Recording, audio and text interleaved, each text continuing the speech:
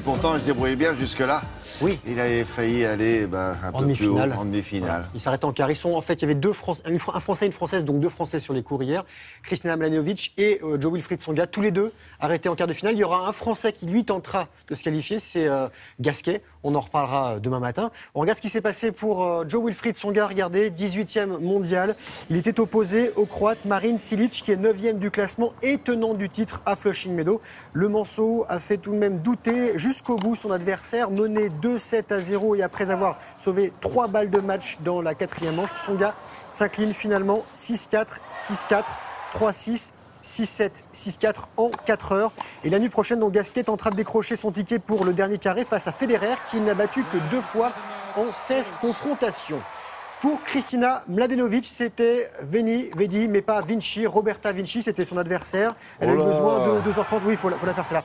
Et 3 manches accrochées pour venir à bout de la Française 40e mondiale. 6-3, 5-7, 6-4. Elle a souffert, Kristina Mladenovic. Notamment, elle a fait appel au médecin 3 fois de suite pour une douleur à la cuisse gauche. C'est la première fois qu'elle était en quart de finale d'un tournoi du Grand Chelem. Et Vinci, 43e du classement, elle sera opposée à Serena Williams, numéro 1 mondial, qui a battu sa grande sœur Vénus.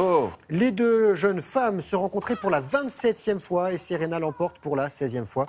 Serena tentera de remporter l'US Open pour la 7e fois. Elle est tenante du titre et Vénus était imposée ici en 2000 et en 2001. Et un dernier mot de tennis avec le double et les Français Nicolas Mahut et Pierre-Hugues Herbert qui sont qualifiés pour les demi-finales.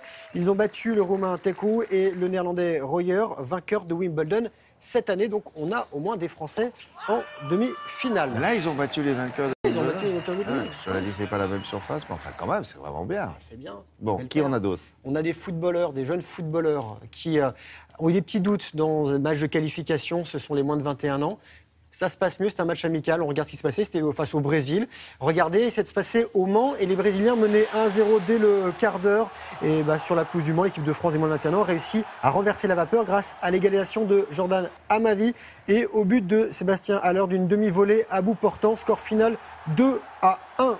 L'Euro 2016, c'est dans 9 mois. William et Zlatan et ses coéquipiers suédois ne sont pas certains d'y participer. Ils ont encaissé 4 buts face à l'Autriche, dont d'un doublé de ce garçon, Arnik. Et Zlatan lui a réduit le score en fin de rencontre, mais trop tard. Les Autrichiens sont d'ores et déjà qualifiés pour l'Euro et la Suède est 3e de son groupe.